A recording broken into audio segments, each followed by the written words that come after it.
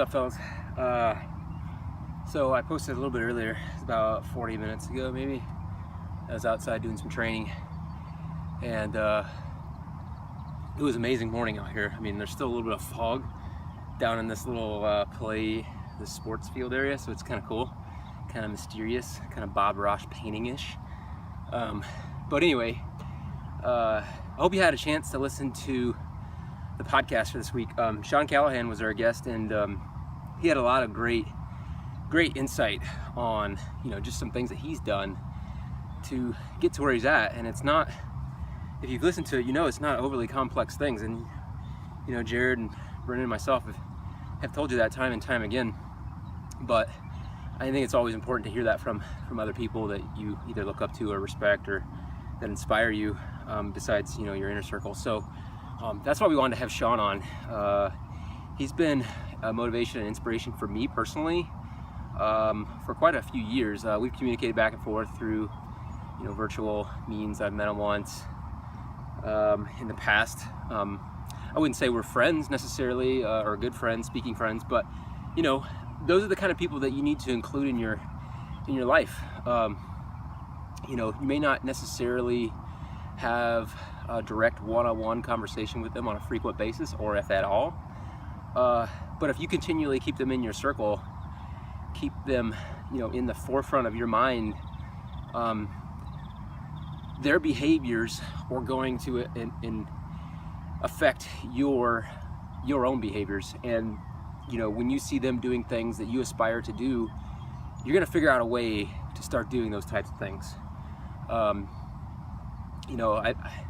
Sean is probably one of the reasons that I have gotten better at pull-ups over the last few years. I think when I first started out, I could maybe do one, maybe two strict pull-ups, and now I'm not nearly at the level that Sean is at, but his actions, his way of going about things in life and in his fitness journey is what I look up to, what I inspire to be. And he's always been that kind of a person to me. Now again, he doesn't probably know that necessarily, and we've had some back conversations about that, but he doesn't know me from any other Beachbody fan necessarily, or Sean Callahan fan. But the impact that those kinds of people have on you as a person, on you as your habits, not even in just fitness and nutrition, just in life in general, are profound. Because like I said, we started about the same time, Sean and I, and he's had a quite a bit different trajectory, but I didn't lose sight of the fact that I want to get to where he's at in some of my own personal goals. So he's always been that person for me who keeps me motivated, who keeps me wanting to get out there and be better. And if you listened to the podcast last night, you'll understand why, because the guy is just really down to earth. He gets it. He does very simple things to improve. He knows where his weaknesses are, and he works on them as much as he can. And so yeah, that's what I encourage all of you to do, whether that's someone that you look up to from a business perspective, relationship with your kids or with your spouse, health, fitness, whatever that happens to be.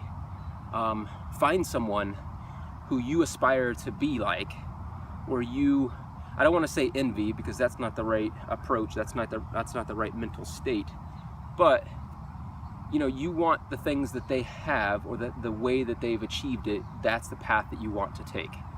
And so if you need some help with some specific areas on where to find somebody like that, reach out to one of us, Jared, myself, or Brendan. We probably know someone who that you can follow,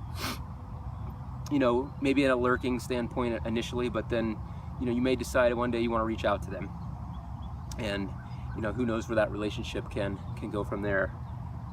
As you heard with Sean and Tony, that was just kind of a happenstance thing. On a whim, he went up there and did that Beachbody work, or that beach workout, and that led to a great relationship. So those are the types of things that can happen when you surround yourself with people that you aspire to live like, to be like. And so You know, today I was out doing some outdoor training. This is not my normal kind of workout.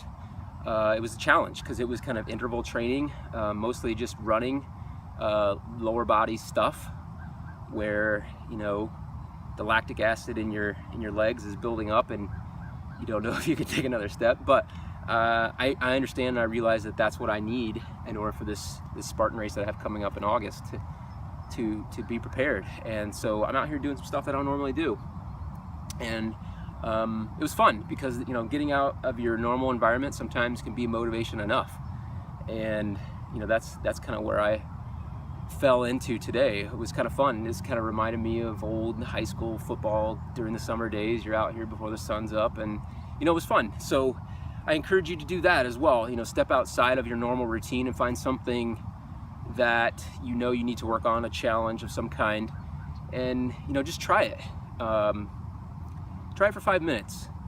You may not enjoy it, you may not feel like you're getting much out of it, but try it for 5 minutes and see and assess what you want to do after that 5 minutes, because you may find that, you know, it's kind of fun to mix things up like that, you know, instead of following the same program or the same routine week in and week out.